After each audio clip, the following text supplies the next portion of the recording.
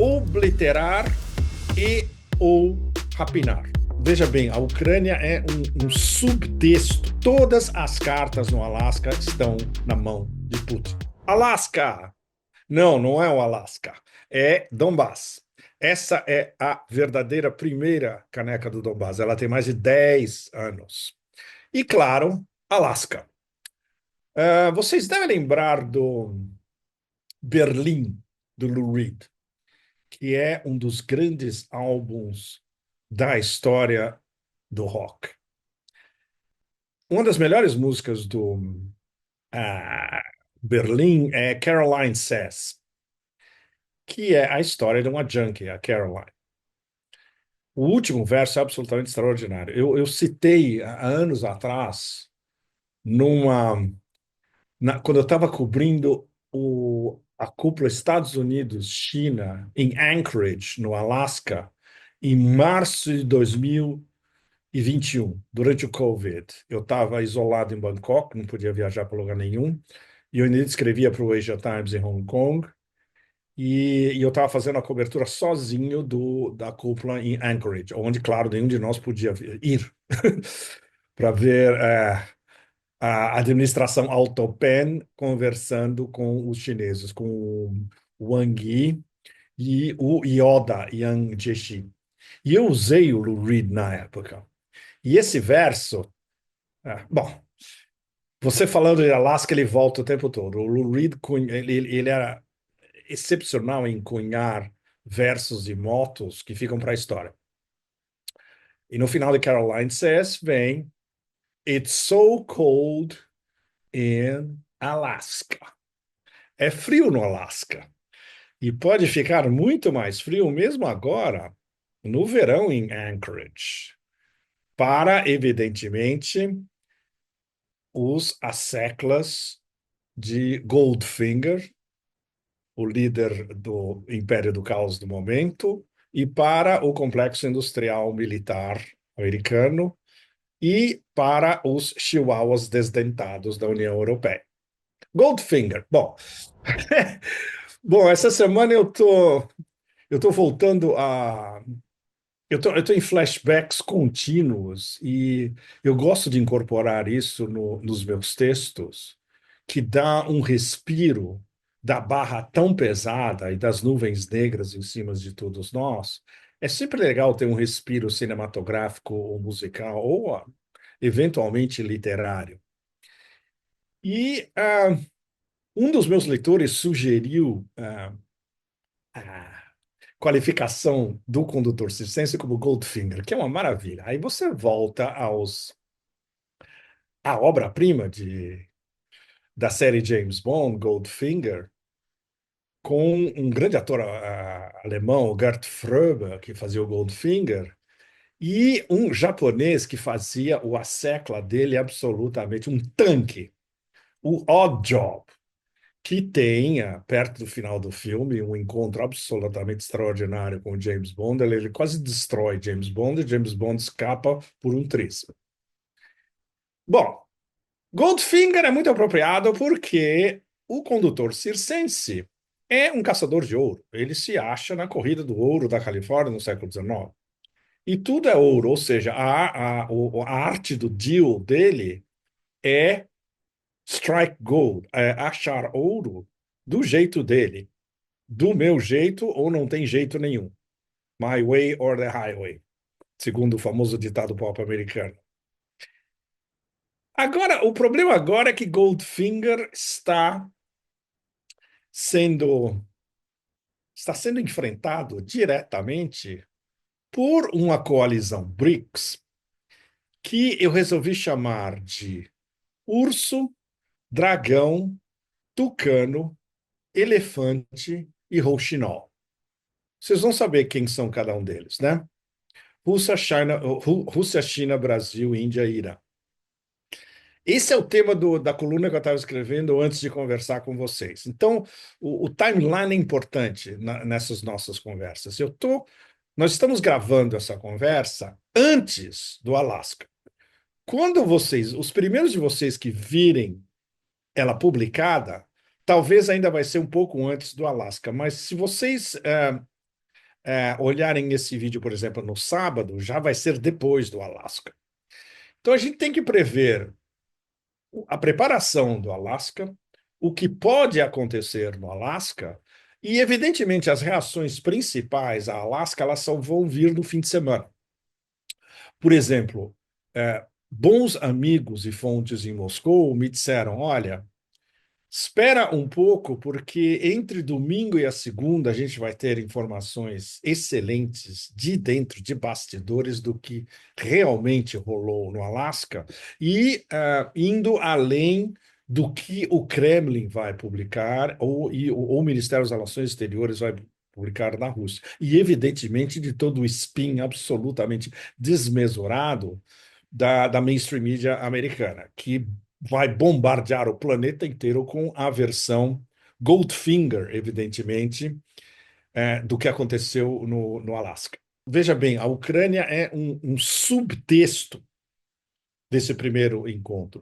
Esse primeiro encontro é o início do que pode ser um longo processo. Ninguém sabe se esse processo ser, vai ser levado às suas consequências fundamentais, que é justamente a reorganização da relação estratégica entre Estados Unidos e Rússia, com tudo que isso implica, áreas de influência, acordos nucleares, revisão de acordos nucleares, acordos de mísseis, como é que chama? Armamento da OTAN, expansão da OTAN, etc. e tal, ou se vai se restringir a o que é martelado pela mídia hegemônica americana o tempo todo, um cessar-fogo na Ucrânia, que é o que é martelado não só pela administração Trump, mas por tudo em volta, pelo mainstream media, pelos think tanks e pelos chihuahuas desdentados europeus. Tem vamos ver os imperativos básicos em cima de Trump e de Putin antes deles chegarem ao Alasca. Um encontro em uma base militar em Anchorage, que é um lugar por si inóspito. Bom, na verdade, comparado com essa cúpula de 2021 entre os chineses e os russos, foi num hotel vagabundo, chinfrim, 2 estrelas em Anchorage, onde não tinha nem um café da manhã decente, segundo o relato dos próprios chineses. Trump, ele tem um problema, ele tem dois problemas internos seríssimos, domésticos, e o que para ele não é um problema internacional, porque basicamente, do ponto de vista dele, a única coisa que, em termos de política externa, que interessa é o que a gente pode definir de uma maneira nua e crua, obliterar e ou rapinar. Essa é a lógica de Trump 2.0. Obliterar no sentido que ele disse que ele obliterou o programa nuclear iraniano. É uma mentira. Não obliterou nada. Ele atrasou o programa no máximo alguns meses. E rapinar, reipiar, estuprar, roubar, etc., é a lógica intrínseca do Império do Caos em relação não só aos seus vassalos, como os seus aliados. Vide União Europeia, como está sendo rapinada nesse último deal, acordo, entre aspas, entre Trump e a medusa tóxica que conduz a Comissão Europeia. Ele tem que dar a impressão, como o Macho Man, ele precisa dar a impressão no Alasca e no spin na sequência do Alasca de que ele está em controle e que ele vai dobrar Putin a satisfazer o dele, Trump, imperativo, que é esse cessar-fogo. Trump tem um problema interno com o Deep State. E todos esses silos do Deep State, da CIA, do Pentágono, Complexo Industrial Militar, think tanks, todo mundo, que são russófobos de uma maneira praticamente patológica. Não querem nenhuma acomodação com a Rússia. Trump, como businessman, ele não vê isso do ponto de vista ideológico ou mesmo geopolítico. Ele quer fazer business. Então, o mais importante, do ponto de vista de Trump, antes de ir para o Alasca, é a possibilidade de começar um processo para voltar a fazer business com a Rússia. Não com a Ucrânia, porque pelo menos quem tem acesso a, eu diria, 10 segundos da atenção de Trump, que é tudo que ele consegue, é, tudo que entra na cabeça dele não passa de 10 segundos, 15 segundos da sua atenção. O espectro de atenção dele é mínimo, é instantâneo. Com a Ucrânia não vai ter business, porque a Ucrânia já perdeu o mais importante, que são as terras do solo negro e rico de Novorossia, e a possibilidade de perder mais ainda no leste da Ucrânia, onde está a maior parte da riqueza mineral, de carvão, terras raras, etc., do que ainda responde por Ucrânia hoje. O que tem no oeste, fundamentalmente, são terras agrícolas que basicamente pertencem, a maior parte pertence a BlackRock. Então, o que interessa a Trump é fazer grandes business, e business que envolvem minérios, envolvem petróleo e gás. No oeste da Ucrânia, nada disso. Mas, no Ártico, sem dúvida. E é aí que entra o X fundamental da questão do Alasca, e que explica também por que a cúpula Trump-Putin é no Alasca. Poderia ser, os Emirados Árabes propuseram. Mohammed bin Zayed propôs diretamente a Putin, diretamente nessa última visita dele a Moscou, alguns dias atrás, fazer os Emirados. Podia ser em Dubai ou provavelmente em Abu Dhabi. E os russos, delicadamente e polidamente, disseram: não, nós temos uma outra ideia. A ideia do Alasca, veja bem, ela foi proposta pelos russos, não pelos americanos. É um jogo extremamente sutil e sofisticadíssimo diplomaticamente. E uma maneira também de cortejar Trump, porque isso também implica que o segundo encontro, Trump-Putin, assumindo que o primeiro não degenere em uma coisa absolutamente escabrosa, é uma possibilidade. O próximo encontro vai ser na Federação Russa, como já foi adiantado pelo um dos assistentes principais de Putin, Yuri Ushakov, uma velhíssima raposa extremamente sutil e raposa, sabe tudo como funciona e sabe lidar ao mais alto nível com xadrez, verdadeiro xadrez diplomático. Ou no caso dos chineses, Go, o jogo de Go diplomático. Aí é o ponto principal do Alasca. Por que Alasca? Porque Trump está de olho nas riquezas naturais do Alasca, petróleo, gás, corredores, os novos corredores comerciais, incluindo ah, a nova rota, na verdade, a nova rota da seda do Ártico, que é a terminologia chinesa, que é muito mais interessante do que o track marítimo do norte, ou a conexão marítima do norte, como ele é definido na Rússia. Na verdade, é a rota da seda do Ártico que vai beneficiar não só a Rússia, como a China, como vários parceiros da Ásia. Assumindo que haverá a continuação do diálogo, que tenha um mapa da continuação do diálogo e que haja, por exemplo, a segunda parte do próximo encontro na Federação Russa. O que Trump quer, basicamente, é possibilidades para multinacionais americanas voltarem a investir na Rússia e em projetos de colaboração de exploração de petróleo e gás, e o Trump quer entrar na corrida do Ártico. Nesse caso, seria uma corrida russo-americana ou americano-russa. As possibilidades são remotíssimas no momento. Mas é o que interessa para ele do ponto de vista de, digamos, a arte do deal nesse caso específico. O Deep State tem outras preocupações. O Deep State quer uma pausa para rearmar a Ucrânia e a guerra continuar com a Ucrânia rearmada até os dentes e tendo inteligência, satélite, vindo diretamente dos americanos, como ainda tem, e, no máximo, uma divisão de trabalho mais acentuada da guerra. A guerra fica transferida para os europeus, e nisso o Deep State e Trump concordam, e o complexo industrial militar também.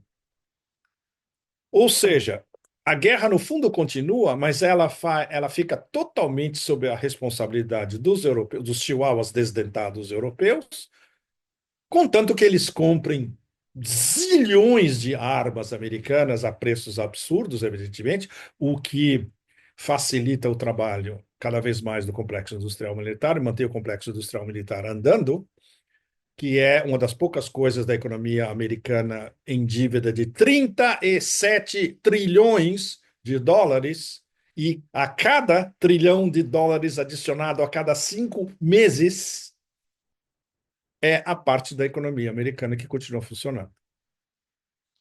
E, evidentemente, todo mundo dentro da área da OTAN dando 5% do seu produto interno bruto para comprar armas, basicamente americanas. Ou seja, o complexo industrial militar e a economia americana lucram, são os lucros superpostos. Quem sai perdendo, evidentemente, são os europeus, e quem sai perdendo no final vai ser a Ucrânia, que vai diminuir cada vez mais.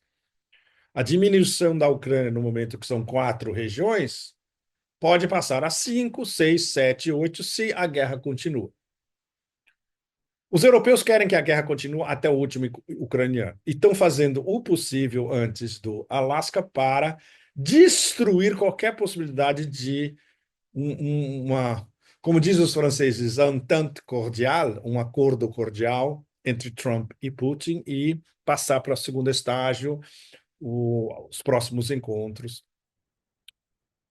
Bom, o problema de o Trump não tem um problema em relação à política externa, porque para ele, na maneira como ele vê geopoliticamente os Estados Unidos estão no topo da montanha, todo mundo está lá embaixo, todos são inferiores, e é o que eu, o imperador Goldfinger, decido. Então, vassalos, clientes, inimigos, todo mundo está no mesmo saco. Vai ser atacado, vai ser obliterado, entre aspas, ou expoliado diretamente, rapinado, etc. e tal, sejam quais forem as condições. Do ponto de vista de Trump, de Putin, desculpe. Putin tem dois problemas. Um deles é solúvel, dependendo do diálogo. O primeiro deles é bastante complicado, que são os críticos internos de Putin. Entre esses, gente muito bem informada ou oligarcas dizendo que essa guerra já deveria ter sido finalizada muito antes, que já deveria ter sido desfechado o golpe na cabeça da cobra, decepando a cobra, que a Rússia deveria ter sido mais incisiva na verdade, na destruição de uma boa parte da Ucrânia, ou que, pior ainda, por que Putin está sentando na mesma mesa com os seus inimigos mortais, os americanos, em território deles, ainda que a Rússia tenha sido americana, depois vendida. O jogo de Putin é muito mais complexo de tudo isso. E isso está delineado na maneira como o seu assessor, Yuri Ushakov, é a frase X para vocês todos destrincharem o que está por trás do Alasca. Ushakov disse: os americanos fizeram uma proposta que nós consideramos aceitável. Ninguém sabe o teor dessa proposta. Quem disser que sabe está mentindo. Só quem sabe o teor dessa proposta é Vladimir Putin, Ushakov, que estava na mesa, Kirill Dmitriev, que é o responsável pelo fundo de investimentos russo, que tem ótimas conexões com os Estados Unidos, e, evidentemente, os membros do Conselho de Segurança Russo. Ninguém mais sabe qual foi essa proposta. Nós assumimos que Sergei Lavrov, o grande diplomata do século XXI e Ministério das Relações Exteriores, também sabe. Talvez não saibam todos os detalhes. Mas o fato de que essa proposta foi feita por Trump 2.0, ou talvez por Trump pessoalmente, via Witkoff. Witkoff, quando ele visitou o presidente Putin, ele pode ter formulado verbalmente exatamente as mesmas palavras de como ele ouviu a proposta de Trump na sala oval da Casa Branca. O fato de que os russos consideraram a proposta aceitável e consideraram uma cúpula, e inclusive ir para o Alasca para discutir pessoalmente com Trump, implica algo muito importante, que é o underground dessa história toda, que é mais importante do que está overground, à vista de todos.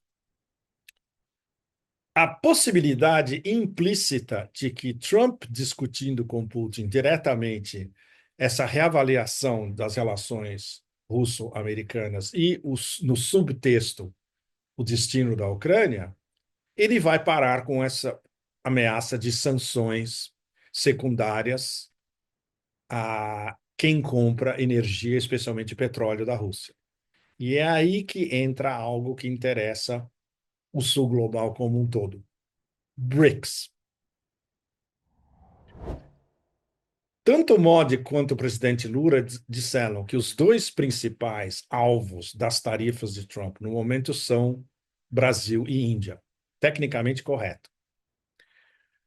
No caso do Brasil é muito mais complicado, como vocês sabem muito bem, porque envolve a obsessão de Trump 2.0 e de diversos silos do Deep State de um câmbio de regime no Brasil. E de ter um regime no Brasil de vassalagem absoluta que permita a empresas americanas, multinacionais americanas e a economia americana como um todo rapinar as riquezas brasileiras. É a lógica de expoliação e de estupro inerente ao funcionamento do Império do Caos. O caso da Índia é diretamente ligado à Índia comprar toneladas de petróleo russo com um preço excelente e os indianos já falando reiteradamente, inclusive por Modi, nós não vamos parar de comprar petróleo russo porque alguém do outro lado do oceano, dos oceanos, na verdade, ou do planeta, vai nos obrigar a fazer isso. De jeito nenhum, não vai acontecer. E tem um subtexto também super importante. Os Estados Unidos querem entrar no mercado de agricultura da Índia. Eles querem que os indianos comprem produtos agrícolas americanos com tarifa zero, o que iria exterminar a agricultura pessoal, orgânica, de pequena escala, média escala, até mesmo de grande escala na Índia. Super importante para vocês saberem. 45% da população indiana, ou seja, por baixo quase 700 milhões de pessoas na Índia dependem diretamente da agricultura indiana, com práticas indianas e de propriedade de indianos. Os Estados Unidos querem quebrar com isso. De maneira nenhuma os indianos vão se retratar. Ou seja, essa é uma medida de soberania indiana que está sendo afirmada, como o presidente Lula está afirmando em diversos níveis a soberania do Brasil. Então, veja bem, o jogo de Putin, recebendo de Trump essa promessa implícita de que não haverá sanções secundárias, ou até mesmo aliviar as sanções contra membros dos BRICS, e, sem dúvida, não sanções secundárias a membros dos BRICS que compram petróleo russo, nesse caso, principalmente Rússia e China, solidifica ainda mais o papel chave da Rússia dentro dos BRICS. E isso se liga diretamente a essa tempestade, no bom sentido, de telefonemas entre todos os líderes dos BRICS. Todo mundo está telefonando para todo mundo nos últimos dias. Vocês, vocês estão certamente acompanhando isso em detalhes. E isso está sendo detalhado na mídia progressista independente brasileira. Isso faz parte, não é, isso evidentemente faz parte da estratégia coordenada dos BRICS para montar uma resposta coletiva dos BRICS contra a ofensiva tarifária de Goldfinger. E é aí onde entra o papel fundamental de Putin, que vai encontrar com o próprio Goldfinger face a face na mesma mesa. E certamente Putin vai soltar isso no meio da discussão na mesa. Ele está lá também como representante dos BRICS. E ele está lá para defender os interesses não só da Rússia, mas os interesses dos BRICS. Ou seja, como isso vai se desenvolver é um dos pontos principais do Alasca. Quem sabe no fim de semana a gente já tem as primeiras nuances de como isso foi discutido e como isso pode progredir. Se Putin consegue essa promessa implícita de Trump, é uma vitória para os BRICS que não tem tamanho. Isso está em jogo, fundamental. Então, é mais provável que essa promessa implícita se concretize do que os russos, por exemplo, do que o presidente Putin, por exemplo, diretamente dizer a Trump: olha, vamos fazer um acordo, e aí depois do acordo você pode ir lá no Ártico e explorar o Ártico junto com a gente. Não vai rolar, não é por aí. A exploração do Ártico é um projeto de segurança nacional russo, que interessa a segurança nacional chinesa e que interessa dois dos BRICS e, eventualmente, até a Índia mais tarde, que pode fazer parte da Rota da Seda do Ártico, porque é um canal de comunicação, um corredor de conectividade que vai fazer concorrência ao Canal de Suez, que é basicamente controlado direta e indiretamente pelos americanos. E a exploração do Ártico com essa frota extraordinária de icebreakers, de quebradores de gelo nucleares russos. Se não me engano, se eu lembro corretamente, são 11 no momento, dois em construção, incluindo um monstro absoluto que é capaz de navegar em quaisquer condições climáticas, em qualquer ponto do Ártico, 365 dias por ano. Ninguém tem essa tecnologia, só a Rússia. E a Rússia não vai dividir isso com ninguém, muito menos com os americanos, para permitir a exploração e a navegação da rota da seda do Ártico durante o ano inteiro, que é onde vai chegar esse novo corredor de conectividade, vai ser um corredor de conectividade aberto o tempo todo. E aí todo mundo vai querer usar uma rota mais barata, mais rápida e ainda por cima protegida pelo arsenal ilimitado nuclear e de sistemas ofensivos e defensivos da Rússia. Então, tudo isso está em jogo no Alasca. O Alasca vai ser um sucesso? Antes de tudo, todo mundo já pode dizer, depende de como esses parâmetros todos vão ser analisados na mesa. Um dado muito importante: Trump, pelo que ele tem dito nessa última semana de preparação do Alasca, antes dele ir para o Alasca, nem ele sabe quais são os parâmetros. Uma das suas declarações é extraordinária. Ele diz que ele vai conversar com os europeus para saber algo sobre os parâmetros. Nem ele sabe quais são os parâmetros, ninguém disse para ele quais são os parâmetros, e ele não tem, intelectualmente, como um não estrategista e como, basicamente, um fazedor de acordos ao último minuto, um jogador. O termo em inglês é grifter, mas grifter é um termo bem mais pesado, não é só um jogador. É um cara que faz apostas e muitas delas blefes absolutos achando que ele pode, digamos, ganhar vantagem na acepção brasileira rápido, sem muito esforço. É como se fosse um batedor de carteira glamourizado. A metáfora não é correta, mas é aproximada. Então ele não sabe quais são os parâmetros. Ele pode saber que ele não tem capacidade de oferecer nada a Putin. Todas as cartas no Alasca estão na mão de Putin. Os russos se dignaram a ir ao Alasca porque eles querem ouvir diretamente de Trump qual é essa proposta aceitável, entre aspas.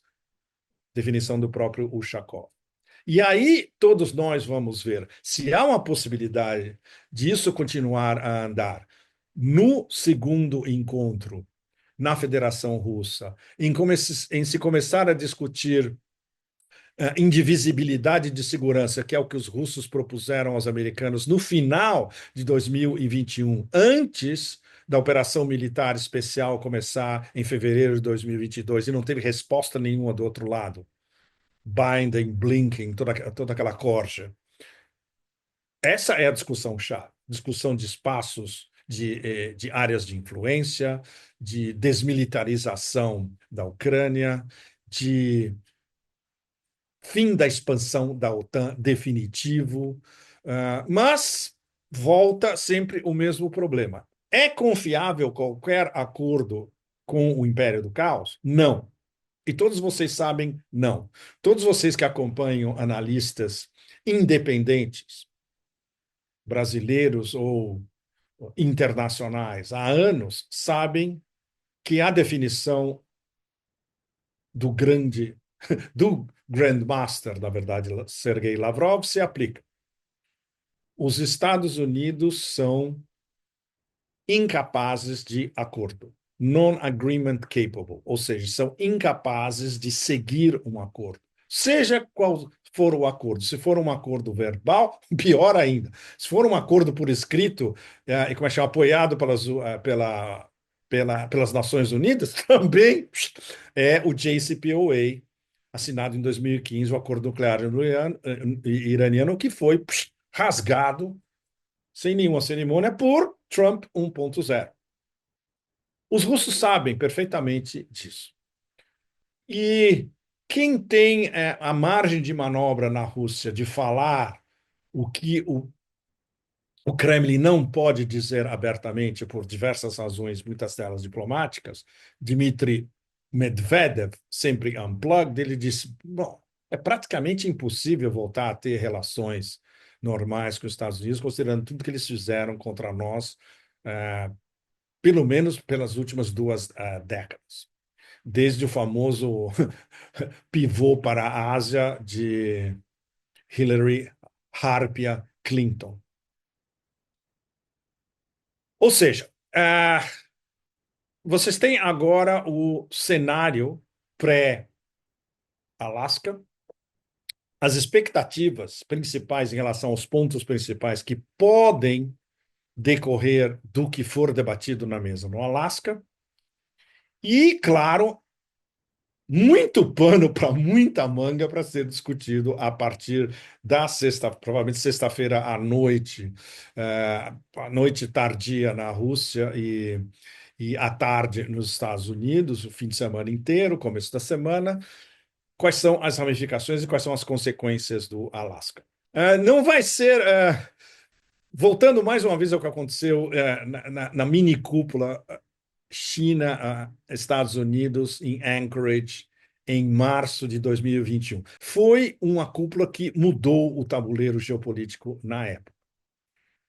A esperança do sul global, não do norte global. O norte global quer que continue a guerra contra a Ucrânia. A esperança do sul global e dos BRICS, incluso, é que o Alasca vá mudar a configuração do tabuleiro geopolítico global num sentido auspicioso, onde as duas superpotências nucleares, pelo menos, sentam na mesma mesa e conversam. O que, comparado com o que estava acontecendo até o início desse ano, por exemplo, era absolutamente inadmissível. A administração anterior da caneta automática, jamais pensou em sentar na mesma mesa e discutir com os russos. Esta, com todos os seus gigantescos problemas, pelo menos está sentando na mesma mesa. Por quê? Porque eles estão encurralados. Essa é a resposta mais simples e direta. A gente precisaria de vários Pepes Cafés para enumerar todas as razões pelas quais eles estão encurralados. Não necessariamente Goldfinger, mas alguns que têm 5, 10 segundos da sua atenção estão percebendo, entre outras coisas, que a guerra por procuração na Ucrânia está perdida. Seja como for, seja o que eles fizerem, a guerra está perdida. A Rússia delimita quando e como vai acabar essa guerra. E a Rússia impõe as condições porque a Rússia é vitoriosa no campo de batalha. Isso é o que acontece em qualquer guerra na história. O endividamento progressivo da economia americana, agora a 37 trilhões de dólares e aumentando a cada 5 meses em 1 trilhão de dólares a mais. Não tem saída para isso. Eles têm que reorganizar o sistema de alguma maneira e eles precisa de mais entrada de fundos, precisa arrecadar mais, precisa explorar mais, precisa fazer deals ou não deals. E isso inclui no caso da Rússia, que eles não podem, evidentemente, você não tem como subjugar uma potência nuclear e hipersônica, você tem que conversar com ela e tentar fazer algum deal e ganhar alguma grana para o seu lado. É o pensamento de Goldfinger, nesse sentido. E, evidentemente, quem sabe aí a gente já entra na ideologia barra pesada do Império do Caos, subjacente ao Império do Caos, que é dividir para reinar. Vamos sentar na mesma mesa com a Rússia, porque a gente pode ter uma chance de começar a minar a parceria estratégica Rússia-China. Pode continuar sonhando. Não vai rolar também. E, evidentemente, o desespero das elites americanas com o fato de que eles estão percebendo finalmente que o isolamento estratégico dos Estados Unidos é praticamente total, a não ser alguns pequenos asseclas vassalos totalmente subjugados. A Eurásia como um todo está sendo perdida, e é praticamente perdida. A África está sendo perdida, praticamente perdida. A maior parte da América Latina está sendo perdida, é um processo em andamento. E a Europa está subjugada completamente, ou seja, não tem interesse direto para Trump 2.0 e, inclusive, para vários setores do Deep State que olham a Europa como um vassalo já subjugado e irrelevante, já está reduzida à condição de vassalo irrelevante. Esse é o capítulo, digamos, o estado das coisas da guerra Império do Caos contra BRICS. Alasca é um capítulo fundamental dentro dessa guerra. E a bola dos BRICS está sob o comando de Vladimir Putin.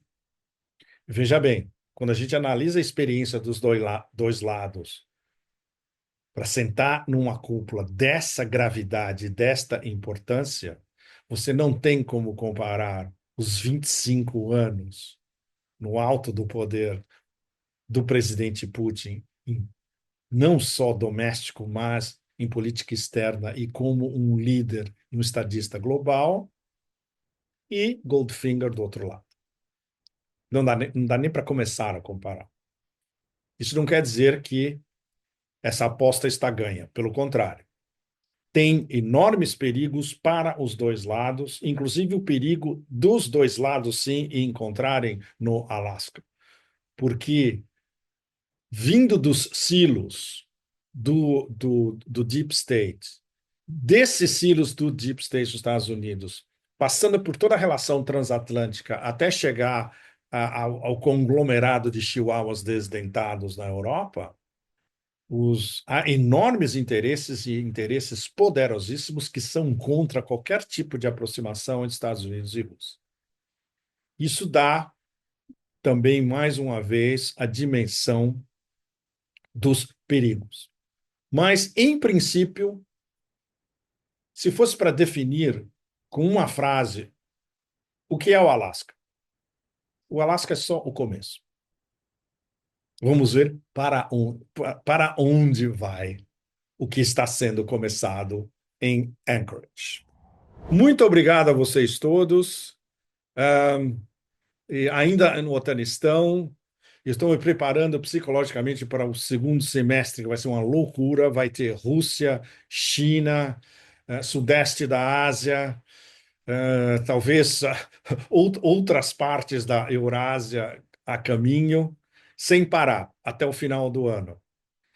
E, bom, inscrevam-se no canal e até a semana que vem, onde a gente vai fazer o quê? O balanço do Alasca. Tchau, tchau. Obrigado.